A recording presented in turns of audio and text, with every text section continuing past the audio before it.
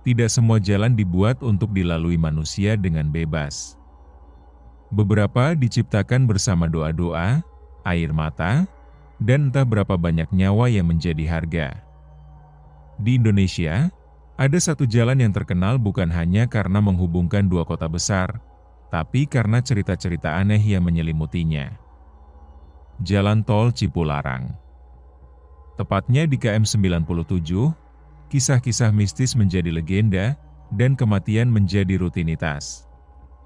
Kecelakaan demi kecelakaan terjadi. Terkadang tanpa sebab. Mobil tiba-tiba oleng. Truk terguling. Dan sebagian dari mereka yang selamat bercerita tentang sosok perempuan berbaju putih yang menyeberang perlahan, tepat sebelum tabrakan terjadi. Ada pula yang mendengar suara tangisan atau tertawa kecil dari kursi penumpang padahal mereka sendirian. Ada pula pengemudi yang tiba-tiba lupa jalan, seperti masuk ke lorong tak berujung. Apakah semua itu hanya sugesti? Atau memang ada yang lain yang menanti di sana? Cerita ini adalah tentang seorang sopir ekspedisi, Pak Reja, yang punya pengalaman sendiri, yang tidak bisa ia jelaskan dengan logika. Cerita ini adalah cerita yang akan membuatmu berpikir dua kali sebelum melewati KM 97 sendirian, terutama saat malam hujan turun. Jangan lewatkan tiap babnya, karena ini bukan hanya cerita tentang horor, tapi juga tentang kesalahan manusia yang bisa membuka pintu pada hal-hal tak kasat mata. Dan terkadang, penyesalan itu datang setelah suara klakson terakhir terdengar. Selamat mendengarkan. Tapi ingat, kalau kamu merasa seperti sedang diperhatikan, mungkin kamu tidak sendirian. Sebelum memulai kisahnya, pasang earphone-mu, biar horornya terasa lebih nyata. Kalau kamu suka cerita kayak gini, jangan lupa like, komen, subscribe, dan share ke teman-temanmu. Lorong Misteri selalu punya kisah yang siap bikin bulu kuduk merinding. Hujan turun tipis saat malam mulai menelan sisa-sisa cahaya kota. Udara lembab, dan kabut mulai menyelimuti sepanjang jalan tol Cipularang. Angin yang bertiup dari arah pegunungan membawa aroma tanah basah yang aneh, seolah ada bau dupa yang terselip, samar tapi menusuk. Di dalam kabin truk tua bermuatan sembako, Pak Reja, seorang sopir ekspedisi berusia 49 tahun, menatap lurus ke jalan yang sepi. Wajahnya lelah, matanya sayu, tapi tangannya masih mantap memegang kemudi. Sudah puluhan kali ia melewati jalan ini, tapi malam itu, rasanya berbeda. Tidak ada kendaraan lain di depan maupun belakang. Hanya sorot lampu jauh yang menerobos kabut, menyibak gelapnya aspal KM 97. Aneh ya, kok sepi banget? Gumamnya pelan. Radio yang biasanya menemani kini hanya bersuara gemerisik. Frekuensinya hilang entah sejak kapan, menyisakan keheningan yang mencekam. Pandangannya terfokus pada garis putih di jalan, tapi dari sudut matanya, ia merasa seperti ada yang mengawasi. Seperti ada bayangan yang terus muncul dan menghilang di balik pepohonan gelap di sisi tol. Ia menoleh ke kaca spion tengah. Tidak ada siapa-siapa. Hanya kursi belakang kosong dan selimut kusut, tapi entah kenapa, hatinya mulai tidak tenang. Ah, sugesti aja kali. Reja, udah biasa bawa malam, masa takut begini doang, ucapnya, mencoba menenangkan diri. Tapi suara hatinya tidak bisa dibungkam sepenuhnya. Karena dari kejauhan, samar, terdengar bunyi klakson panjang, sekali, dua kali. Tapi ketika ia tengok ke belakang, tak ada satupun kendaraan. KM 97 malam itu terasa lebih sunyi dari biasanya. Seperti jalan itu sedang menunggu sesuatu, atau seseorang. Pak Reja menelan ludah. Dadanya berdegu pelan tapi berat. Ia belum sadar bahwa malam itu, ada sesuatu yang ikut naik di truknya. Dan perjalanan pulangnya, tidak akan pernah sama lagi. Mesin truk tua Pak Reja menderu pelan, menyusuri aspal yang mulai licin oleh gerimis. Lampu depan menembus kabut tipis, tapi jarak pandang makin terbatas. Hanya 15 meter ke depan, selebihnya kabur, putih, seperti dunia lain yang samar dan tak pasti. Di dalam kabin, suhu terasa menurun. Embun muncul di kaca depan meski AC sudah dimatikan. Tangannya mulai dingin. Tapi bukan karena cuaca. Ada perasaan lain. Perasaan bahwa dia tidak sendirian lagi. Semoga nggak apa-apa nih, bisiknya lirih. Ia melirik kaca spion sekali lagi. Masih kosong. Tapi kali ini, ada sesuatu yang berbeda. Selimut kusut tadi seperti bergeser sendiri. Ia menyalakan lampu kabin sesaat kosong. Tidak ada siapa-siapa. Tapi jantungnya mulai berdetak lebih kencang. Ia mengembuskan napas, mencoba rasional. Mungkin pas belok tadi goyang. Tapi kemudian, ia mencium sesuatu.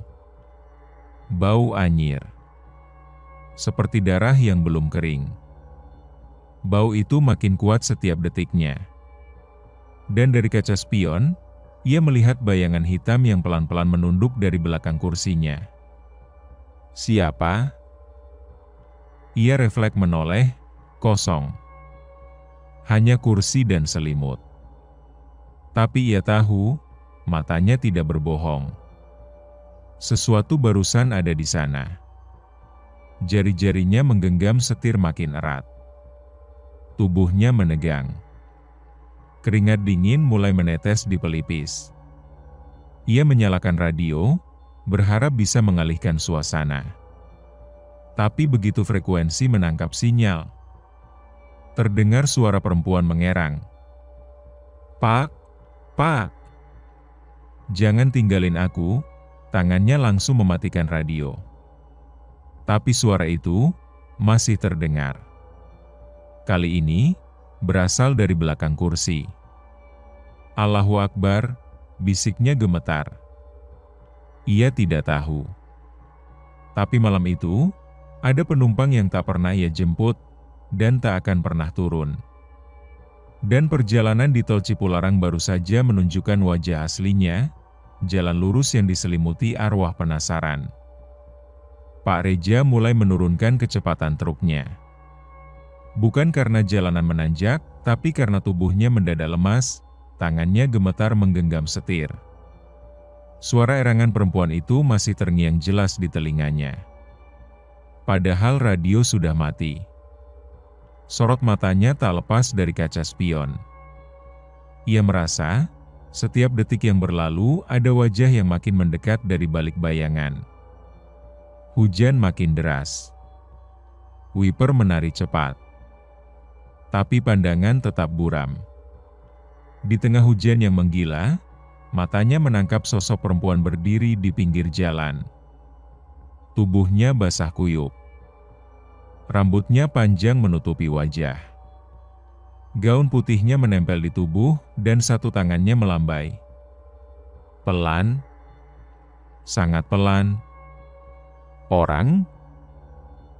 Gumam Pak Reja. Tapi siapa yang berdiri di tengah tol saat hujan begini? Ia melambatkan laju truk, sosok itu tak bergerak sedikit pun, hanya menunduk, dan saat truk sejajar dengannya, brak, tiba-tiba kaca depan retak. Seperti ada yang menghantam. Tapi tak ada apapun. Tak ada tubuh, tak ada benturan. Hanya retakan kecil di sisi kiri, dan jejak telapak tangan basah menempel di kaca. Jantungnya nyaris copot. Ia menepi sejenak, mengambil napas panjang. Tapi ketika hendak membuka kaca jendela untuk menghirup udara segar, ia melihat sesuatu. Di kaca sisi kanan, ada bayangan wajah perempuan. Menempel, menatapnya. Matanya merah, kulitnya pucat, dan bibirnya sobek sampai telinga. "Ampuni aku," suara itu lirih, memohon. Tapi wajahnya penuh luka. Pak Reja segera memundurkan truk, hampir saja menabrak pembatas jalan. Ia memejamkan mata, mulutnya komat kamit membaca doa. Tapi saat membuka mata, bayangan itu sudah tak ada. Jalanan kosong kembali. Seperti tak terjadi apa-apa. Tapi kini ia sadar. Perempuan itu bukan ingin menakutinya, tapi minta sesuatu. Mungkin sebuah pesan. Mungkin sebuah permintaan terakhir. Atau tumbal baru agar arwahnya tenang. Tol Cipularang bukan sekadar jalan pintas antar kota, tapi jalur panjang antara dunia manusia dan dunia yang tak terlihat. Dan malam itu, Pak Reja sudah melintasi batas yang tak bisa kembali. Truk tua itu terus melaju pelan di bawah deras hujan. Petir membelah langit, memperlihatkan sekilas pemandangan tol Cipularang yang berkabut.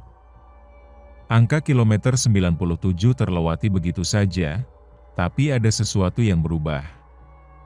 Mesin truk tiba-tiba bergetar aneh. Lampu indikator menyala. Laju kendaraan melambat sendiri, seperti ada tangan tak kasat mata yang menahan roda-roda baja itu. Pak Reja membelokkan setir ke bahu jalan. Ia keluar, berlari kecil ke depan kap mesin. Tapi begitu kaki kirinya menginjak genangan air, dinginnya beda. Bukan seperti air hujan biasa, tapi seperti air dari kolam mayat. "Astagfirullah," ucapnya pelan. Ia membuka kap mesin, mengecek kondisi selang dan kabel, tapi semuanya baik-baik saja. Namun dari sudut matanya, ia menangkap pemandangan yang membuat tubuhnya menggigil. Di seberang jalan, ada mobil Avanza terguling. Asap masih mengepul. Tapi, tak ada suara. Tak ada yang meminta tolong. Ia menyeberang cepat. Langkahnya tergesa, sepatu botnya membasah dan berat. Dan saat mendekat, ia melihat tubuh-tubuh tergeletak di dalam mobil. Darah mengalir dari kursi depan. Seorang perempuan muda bersandar di jendela, lehernya tampak patah. Di kursi belakang, seorang bocah kecil memeluk boneka. Matanya terbuka, menatap kosong ke langit. Tapi ada satu hal yang tak masuk akal. Mobil ini berdebu. Seperti sudah lama tertinggal. Padahal tadi, kecelakaan itu terlihat baru saja terjadi. Di sebelah mobil, ada papan kecil tergolek. Plakat kayu reot bertuliskan, "Kecelakaan tunggal, 12 Februari 2019, Pak Reja menatap pemandangan itu dengan napas tercekat. Itu berarti, yang dilihatnya tadi adalah kecelakaan yang sudah lama terjadi. Ia mundur perlahan. Tapi saat membalikkan badan, ada perempuan yang tadi di truknya, kini berdiri di belakang. Matanya berkaca-kaca. "Bapak, tolong, anak saya belum bisa pulang." Suaranya lirih, menyayat. Lalu sosok itu perlahan menguap menjadi kabut dan hanya menyisakan suara anak kecil menangis dari dalam mobil. Tangisan yang tak pernah usai. Dan Pak Reja berdiri membeku. Kini ia tahu kenapa banyak yang celaka di KM 97. Karena sebagian dari mereka belum pernah benar-benar pergi. Dulu, sebelum jalan tol Cipularang berdiri megah seperti sekarang, ada jalan tua yang melintasi perbukitan. Jalan sempit berliku, hanya bisa dilewati satu kendaraan per waktu. Warga menyebutnya jalur Gunung Hejo. Di sepanjang jalur itu, berdiri pepohonan besar dan batu-batu tua yang dipercaya sebagai penjaga alam. Dulu, sebelum ada truk besar, Sebelum mobil melaju ratusan kilometer per jam, orang-orang berhenti sejenak di satu titik. Mereka meletakkan sesajen kecil, menabur bunga, dan membakar dupa, bukan untuk meminta rezeki, tapi untuk izin lewat. Kalau lewat sini, jangan sombong, begitu pesan orang-orang tua zaman dulu. Jangan buang ludah sembarangan, jangan buang sisa makanan, jangan nyanyi keras-keras. Tempat itu dianggap angker bukan karena ada hantu, tapi karena tempat itu punya tuan rumah. Dan manusia hanya tamu. Tapi waktu terus berubah. Pemerintah membangun tol. Aspal menggusur tanah merah. Beton memotong bukit. Batu-batu keramat dihancurkan, pepohonan besar ditebang. Tak ada lagi dupa, tak ada lagi doa. Tak ada lagi permisi. Yang ada hanya deru mesin dan klakson panjang. Sampai akhirnya, saat KM 97 diaspal, sebuah batu tua tak diangkat dari tengah proyek. Mandor proyek waktu itu bersumpah melihat cairan hitam keluar dari dalam tanah. Lalu malam harinya, ia bermimpi dihampiri perempuan tua berpakaian serba merah. Kalian membangunkan mereka, katanya. Dan sejak saat itu, tiap tahun pasti ada korban jiwa di jalur itu. Ada yang mengaku melihat bayangan perempuan berjalan di tengah jalan. Ada yang bilang setir mobilnya terkunci sendiri. Ada pula yang kecelakaan tanpa bekas rem. Tapi satu kesamaan dari semua cerita. Semuanya terjadi di KM 97. Tempat yang dulunya dijaga. Tempat yang dulunya dihormati. Tempat yang sekarang berubah jadi jalur tergelap di Cipularang. Pagi itu, langit masih mendung ketika Pak Reja memutuskan pulang lebih awal dari perjalanan. Tapi pikirannya masih tertinggal di KM 97. Wajah anak kecil itu. Tangisan lirih dari sosok yang tak bernyawa. Dan kata-kata perempuan bergaun putih malam itu. Anak saya belum bisa pulang. Setibanya di rumah, Pak Reja tidak langsung masuk. Ia duduk di bangku kayu depan rumah, menatap kosong ke ujung jalan. Lalu ia teringat sesuatu, Pak Margo. Seorang dukun tua yang tinggal di kampung dekat Gunung Hejo. Dahulu, dialah yang sering dimintai tolong untuk menyejukkan jalan sebelum ada proyek tol. Tanpa pikir panjang, siang itu juga Pak Reja pergi menemui Pak Margo. Jalan setapak menurun, disambut suara angin dan nyanyian burung yang justru membuat suasana makin hening. Rumah Pak Margo masih berdiri seperti dulu. Dindingnya dari anyaman bambu, dan asap dupa mengepul dari dalam. "Kamu bawa energi berat," ujar Pak Margo, bahkan sebelum Pak Reja sempat bicara. Suaranya berat. Tatapannya tajam. "Kamu baru lewat KM 97, ya?" Pak Reja mengangguk pelan. Lalu menceritakan semuanya, mulai dari mobil terguling, anak kecil yang diam tak bergerak, sampai sosok perempuan yang menangis. Pak Margo menarik napas panjang, lalu ia mengeluarkan satu gulungan kertas dari dalam peti tua, dibukanya dengan hati-hati. Di sana tergambar peta lama jalur Gunung Hejo, sebelum berubah jadi tol. KM 97 itu dulu tempat pembuangan, katanya lirih. Orang zaman dulu sering buang tumbal di sana, biar usaha lancar, biar naik pangkat, biar bisa kaya. Pak Reja tercengang. Mayat-mayatnya ditanam di bawah batu besar. Batu itu dulu keramat. Tapi waktu proyek tol dibuka, batu itu dihancurkan.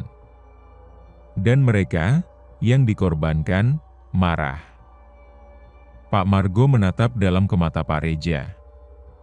"Kamu sudah lihat mereka. Itu artinya, kamu sudah dipilih. Kamu bisa bantu mereka pulang." "Caranya?" tanya Pak Reja. Dukun tua itu diam. lalu berkata pelan, "Kamu harus kembali ke sana." Saat malam, saat hujan, saat mereka menangis paling keras, di luar, awan mulai menghitam. Petir menggema. Dan di kejauhan, suara tangisan samar kembali terdengar.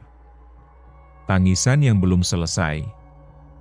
Tangisan yang menunggu penebusan. Malam itu, langit Cipularang seperti mengamuk. Hujan turun deras, angin memukul-mukul jendela, dan petir menyambar tanpa jeda. Tapi di dalam mobil tua yang dikendarainya perlahan, Pak Reja menatap jalan dengan tatapan mantap. Ia membawa kotak kecil berisi sesajen, beras putih, kembang 7 rupa, air bunga, dan sebatang dupa. Benda-benda yang dulu biasa dibawa orang-orang tua saat melintasi jalur Gunung Hejo. "Permisi, saya cuma mau bantu mereka pulang," ucap Pak Reja pelan, meski tak ada siapapun yang menjawab. Mobilnya mulai memasuki KM 97. Suara hujan tiba-tiba melemah, seperti ditelan keheningan. Lampu jalan padam, radio mobil mati. GPS error. Hanya detak jantung yang terdengar, dan suara angin yang seperti berbisik dari arah kanan. Perlahan, ia berhenti di tepi jalan. Turun. Membuka kotak sesajen. Menyalakan dupa lalu menunduk, menaburkan kembang di aspal yang basah. "Kalian tidak sendiri. Saya tahu kalian masih di sini. Saya cuma ingin bantu. Pulanglah, pulang." Tiba-tiba, dingin menggigit kulitnya.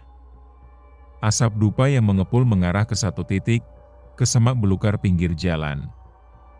Dan dari balik kabut, terlihat bayangan kecil. Anak laki-laki. Yang pernah dilihatnya tergeletak di tengah jalan. Tapi kali ini, bocah itu berdiri. Wajahnya sayu. Tangan kirinya menggenggam boneka rusak. Ia mendekat pelan, matanya menatap Pak Reja. "Bapak, bisa tolong? Ibu saya masih nunggu di belakang." Petir menyambar, menyilaukan, dan saat cahaya meredup, muncul sosok perempuan berselendang putih di belakang anak itu. "Terima kasih, kau sudah datang." Suaranya berat, tapi penuh kepedihan. Lalu, dari berbagai sudut jalan, bayangan-bayangan lain mulai bermunculan. Lelaki tanpa kepala. Perempuan menggendong bayi. Seorang sopir dengan tubuh penuh luka. Semuanya diam. Menatap Pak Reja. Seolah ingin bicara. Tapi tak bisa. Ia pun menunduk dan membaca doa. Panjang. Dalam hati. Satu-satu nama korban kecelakaan ia sebutkan, dari data yang pernah ia baca. Sampai, udara kembali hangat. Dan jalan, kosong kembali. Tak ada apa-apa. Tak ada suara. Hanya dupa yang masih menyala. Dan perasaan damai yang tak pernah ia rasakan sebelumnya. Sudah seminggu berlalu sejak malam di KM 97 itu. Sejak sesajen diletakkan dan doa dibacakan, tak ada lagi suara tangisan di telinga Pak Reja. Tak ada lagi mimpi buruk. Tapi, bukan berarti semua selesai. Justru sejak saat itu, mimpinya berubah. Setiap malam, ia bermimpi berada di sebuah jalan tua berliku, penuh kabut.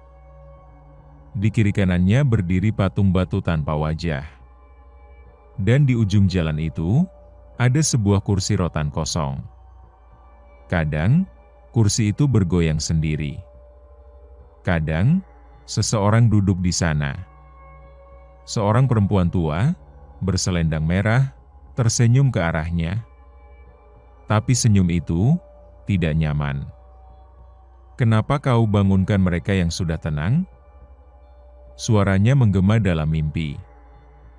"Mereka tidak butuh doa, mereka butuh dendam diselesaikan. Pak Reja selalu terbangun dengan tubuh basah oleh keringat. Nafasnya memburu. Tapi ia sadar, ini bukan sekadar mimpi. Ini peringatan.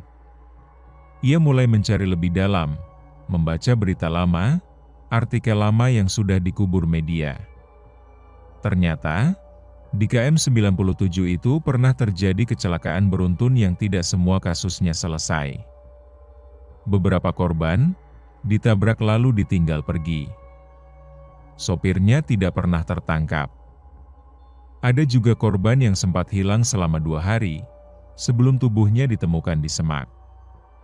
Dan lebih dari itu, beberapa korban justru sempat hidup kembali untuk beberapa detik, sebelum akhirnya meninggal dengan mata terbuka lebar. Saya melihat seorang ibu di tengah jalan, dia minta tolong. Tapi saat saya berhenti, dia menghilang. Itu kutipan dari seorang sopir truk yang pernah selamat. Semua cerita mulai tersambung dalam kepala Pak Reja. Ia sadar, ia bukan sekadar saksi. Tapi kini ia telah menjadi penyambung lidah antara dunia mereka yang ditinggalkan dan mereka yang menolak tanggung jawab.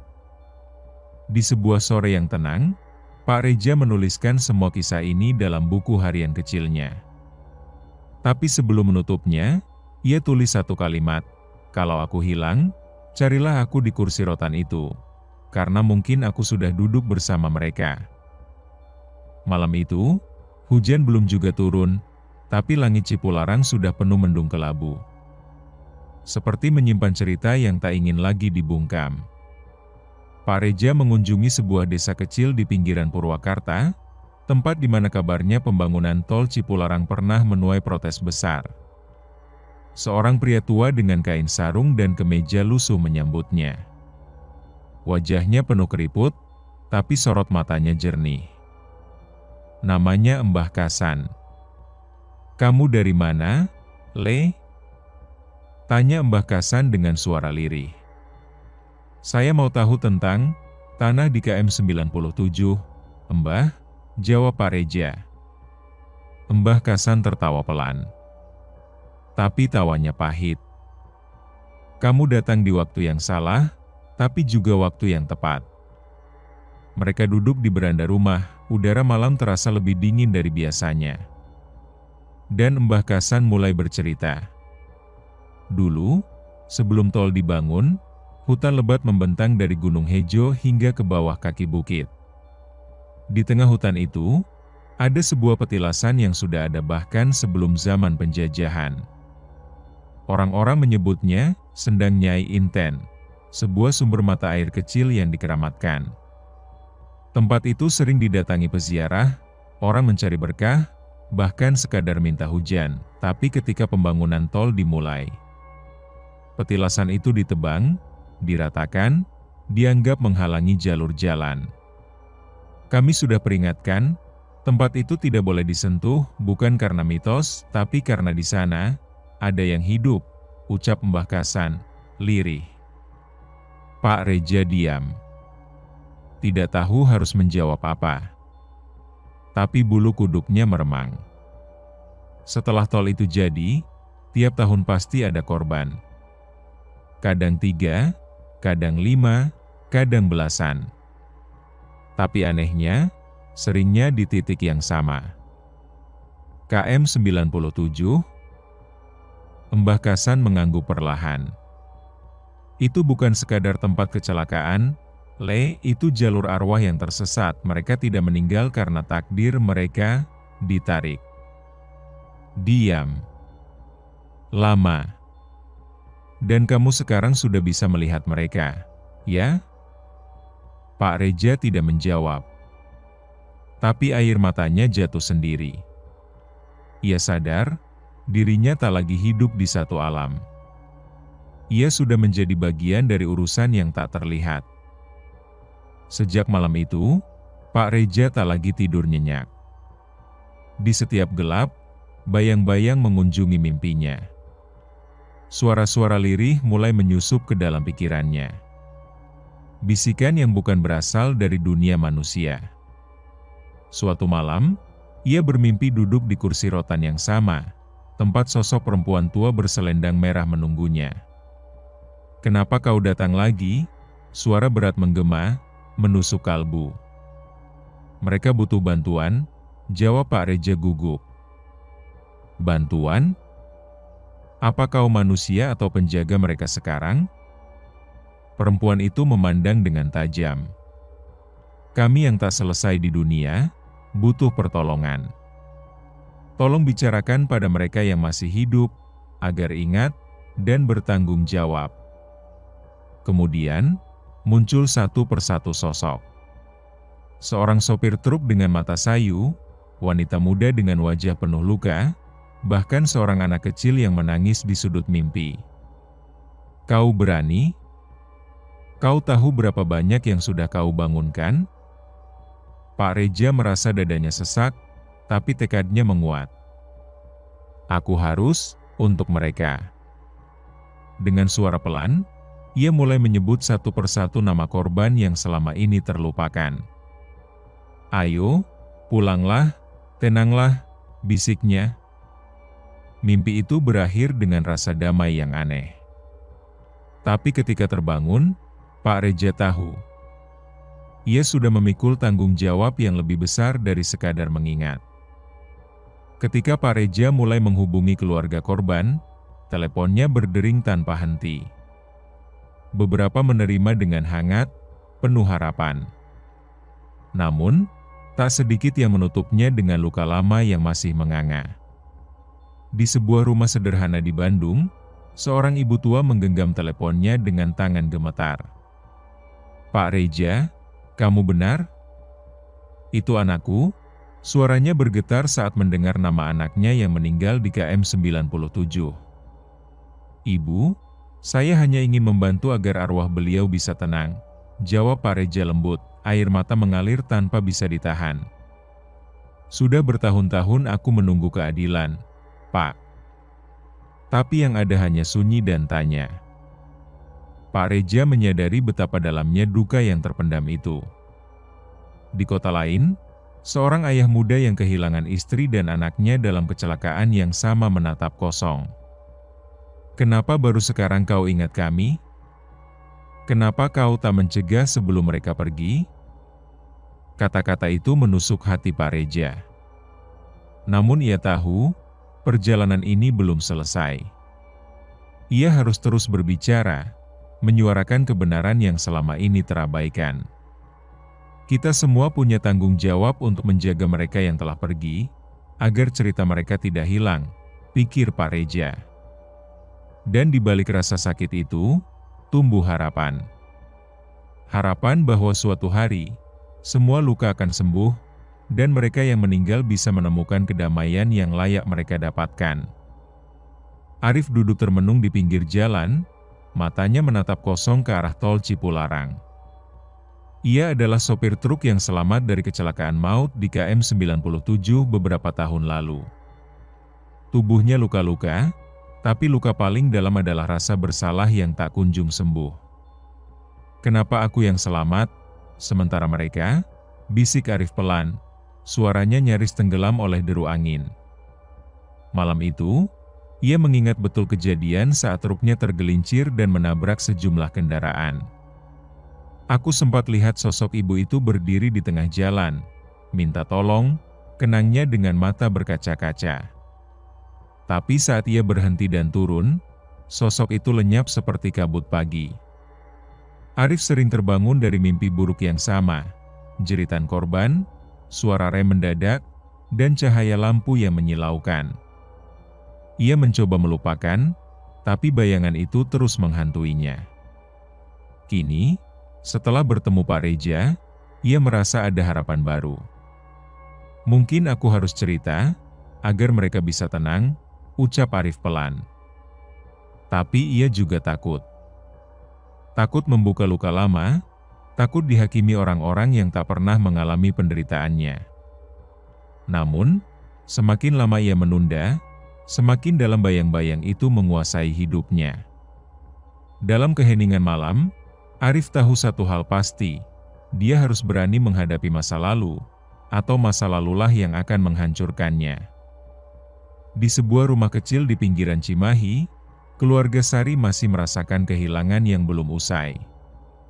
Anak mereka, Dika, yang baru berusia 10 tahun, menjadi salah satu korban tragedi di KM 97 Tol Cipularang. Sejak hari itu, rumah itu seperti dihuni bayangan kesedihan. Sari, sang ibu, sering memeluk baju kecil Dika di malam hari, mencoba menggantikan kehadirannya yang sudah pergi. "Dika, nak, ibu selalu sayang kamu," bisiknya dengan suara parau. Ayah Dika, Pak Agus, mencoba kuat demi istri dan 2 anaknya yang lain. Namun malam-malamnya penuh dengan kegelisahan. "Aku merasa gagal, Sari," ucapnya suatu malam sambil menatap foto Dika di meja. "Ini bukan salahmu, Pak Agus. Kita harus terima dan terus berjuang," jawab Sari, meski hatinya remuk. Suatu hari, saat membersihkan halaman, Sari menemukan sebuah bunga kecil yang tumbuh di dekat pohon yang terluka akibat pembangunan tol. Bunga itu tampak berbeda, seolah memberikan pesan harapan. "Mungkin ini tanda, nak, bahwa kamu masih ada di sini, menguatkan kita," pikir Sari. Dari sana, mereka mulai belajar menerima kenyataan dan menemukan kekuatan untuk melanjutkan hidup. Meski duka tak pernah hilang, mereka tahu bahwa cinta dan kenangan adalah jembatan untuk terus bersama, meski tak lagi dalam dunia yang sama. Pak Hari sudah puluhan tahun bekerja sebagai petugas jalan tol Cipularang. Malam itu, seperti biasa, ia berpatroli memeriksa kondisi jalan. Angin dingin menusuk kulitnya, suara kendaraan yang melintas samar seperti gema di kejauhan. Saat tiba di KM 97, ia merasakan sesuatu yang aneh. Lampu senter yang dipegangnya tiba-tiba berkedip dan mati.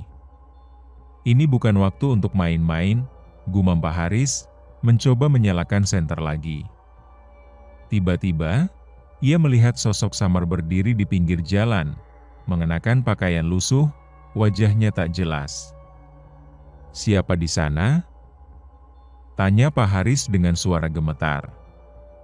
Sosok itu hanya menatap lama, lalu menghilang seperti asap yang tertiup angin. Sejak kejadian itu, Pak Haris sering mengalami hal-hal aneh. Suara-suara tangisan, bisikan permintaan tolong, dan bayangan yang melintas cepat di pinggir jalan. Ia sadar bahwa selain menjaga jalan fisik, ada tugas yang lebih besar, menjaga ketenangan jiwa-jiwa yang terjebak di sana. "Mungkin inilah cara mereka meminta agar kami ingat dan tidak melupakan," pikir Pak Haris dengan rasa hormat. Dari pengalaman itu, ia mulai berbagi kisah kepada rekan-rekannya, mengingatkan mereka untuk selalu berhati-hati dan menghargai nyawa setiap pengguna jalan. Sebuah pelajaran berharga bahwa di balik kecelakaan, ada jiwa yang menunggu kedamaian. Dila menatap foto kakaknya yang terpasang di kamar, wajah yang dulu ceria kini abadi dalam diam. Kakaknya, Rian, menjadi salah satu korban di tol Cipularang, meninggalkan duka yang mendalam bagi keluarga mereka.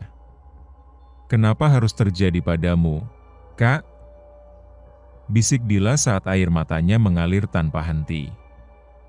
Sejak kejadian itu, Dila berubah. Rasa takut dan trauma menghantui setiap langkahnya, tapi juga tumbuh tekad yang kuat untuk hidup lebih bijaksana. Ia mulai belajar mengendalikan emosinya, mencari arti dari setiap kejadian pahit yang menimpanya. "Kak, aku janji akan hidup dengan penuh tanggung jawab, agar kepergianmu tidak sia-sia," ucap Dila lirih.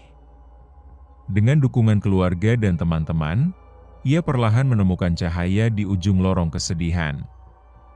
Kita tidak bisa mengubah masa lalu, tapi kita bisa memilih bagaimana masa depan kita, kata Dila kepada teman-temannya, mengajak mereka untuk lebih berhati-hati di jalan. Cerita Dila adalah cermin bagi banyak orang yang pernah mengalami kehilangan serupa, bahwa dari luka terdalam bisa muncul kekuatan yang luar biasa. Malam itu, Andi melaju pelan menuju rest area Cipularang, tubuhnya lelah setelah seharian bekerja. Di sudut bangku kayu, ia melihat sosok seorang pria tua duduk sendiri.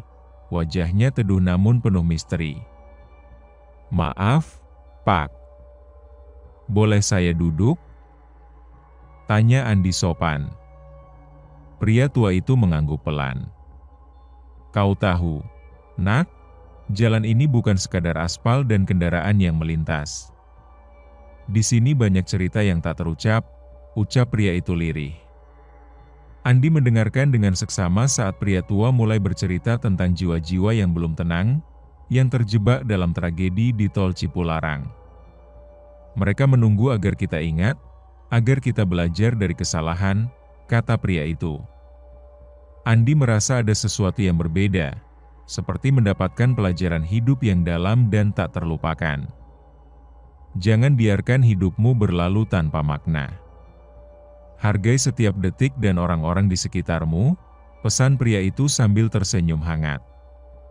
Ketika Andi menoleh, pria tua itu sudah menghilang, seolah menjadi bagian dari kabut malam. Pertemuan itu mengubah cara pandang Andi tentang hidup dan kematian, memberinya keberanian untuk menjalani hari dengan lebih bijak dan penuh rasa syukur. Dina, seorang perawat di rumah sakit terdekat tol Cipularang, telah bertahun-tahun menjadi saksi bisu tragedi yang datang silih berganti. Malam itu, suara sirena ambulans terdengar kencang memasuki UGD. Wajah-wajah yang terluka dan penuh ketakutan memenuhi ruang perawatan. "Tolong, cepat! Nyawa mereka di ujung tanduk!" teriak dokter sambil mengarahkan stafnya. Dina mengatur peralatan dengan sigap, mencoba menenangkan pasien yang kesakitan.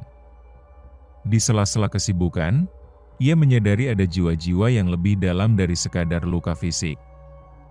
"Kadang aku merasa mereka tidak hanya terluka di tubuh, tapi juga di hati," pikir Dina. Setiap kali kejadian kecelakaan, ia selalu mendoakan agar semua korban mendapat kedamaian. "Kerjaanku bukan hanya menyembuhkan tubuh, tapi juga menjaga harapan hidup mereka," ucap Dina dalam hati. Meski lelah dan terkadang putus asa, ia tahu perannya sangat berarti. "Jangan pernah remehkan profesi yang berada di garis depan," pikirnya dengan tekad yang menguat.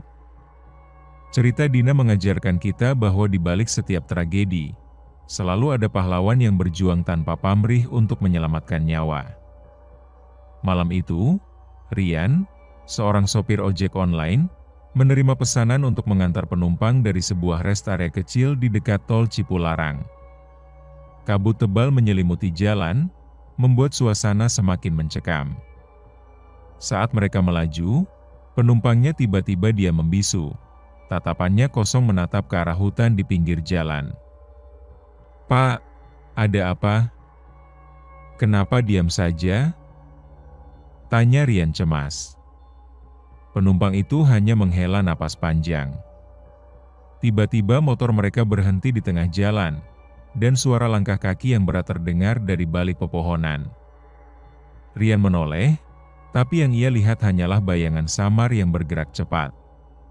"Kita harus cepat pergi dari sini," katanya tegas, berusaha menyalakan motor. Penumpangnya pun akhirnya bicara, "Di sini dulu sering terjadi kecelakaan. Banyak yang tidak bisa tenang." Perjalanan malam itu mengajarkan Rian untuk selalu menghargai kehidupan dan waspada terhadap keselamatan. "Jangan pernah anggap remeh jalan yang kita lalui setiap hari," pikirnya. Kisah ini menjadi pengingat bagi kita semua, bahwa keselamatan adalah hal utama dan tak bisa ditawar. Rumah sederhana di sebuah desa sunyi itu kini penuh dengan kesunyian yang berat. Keluarga Pak Rudi masih berusaha menerima kenyataan pahit kehilangan sang kepala keluarga akibat kecelakaan di tol Cipularang. Istri dan kedua anaknya berusaha bertahan meski luka hati terasa seperti gelombang yang tak kunjung reda. "Ayah pergi meninggalkan kita semua, tapi aku yakin beliau ingin kita kuat," ucap Ani, anak sulung, dengan suara bergetar. Sang ibu mengangguk pelan, berusaha menahan tangis yang mengalir di sudut matanya. Kita harus saling menguatkan, demi kenangan beliau, katanya lembut. Dalam duka, mereka belajar untuk bertahan dan bangkit. Mereka mulai menjalani hari dengan penuh harapan, meski rasa kehilangan tetap mengintai. Hidup memang tak selalu mudah, tapi kasih sayang keluarga adalah kekuatan terbesar, pikir mereka bersama. Kisah mereka menjadi cermin bagi banyak keluarga yang pernah diuji oleh tragedi, mengingatkan kita semua akan pentingnya dukungan dan cinta di saat terberat. Senja mulai merangkak turun, mewarnai langit dengan warna jingga keemasan. Di sebuah tempat di dekat tol Cipularang, beberapa keluarga korban berkumpul dalam keheningan penuh haru. Mereka datang bukan hanya untuk mengenang, tapi juga untuk menguatkan satu sama lain. Kita tidak bisa mengubah apa yang telah terjadi, tapi kita bisa memilih bagaimana melanjutkan hidup, ujar salah satu ibu dengan suara lembut namun tegas. Angin malam membawa dingin, namun kehangatan dari kebersamaan mereka terasa nyata. Setiap kehilangan mengajarkan kita untuk lebih menghargai waktu, keluarga, dan keselamatan, tambah seorang pria tua yang juga pernah kehilangan anaknya. Mereka sepakat untuk menjadikan tragedi sebagai pelajaran, bukan beban yang menghancurkan. Mari kita jadikan setiap perjalanan kita sebagai doa dan harapan agar tidak ada lagi nyawa yang melayang sia-sia, kata mereka. Di bawah langit malam yang penuh bintang, ada cahaya harapan yang menyala. Pesan moral yang kuat, hargailah hidup, berhati-hatilah di jalan, dan jaga keselamatan diri serta orang-orang yang kita cintai. Karena setiap detik adalah anugerah yang tak ternilai. Terima kasih sudah mendengarkan kisah ini sampai habis. Jangan lupa like, komen, subscribe, dan share ke teman-temanmu. Lorong Misteri akan selalu punya kisah yang siap bikin bulu kuduk merinding, dan jika mau request judul cerita, silahkan komen di kolom komentar di bawah. Kami akan buatkan untuk kalian.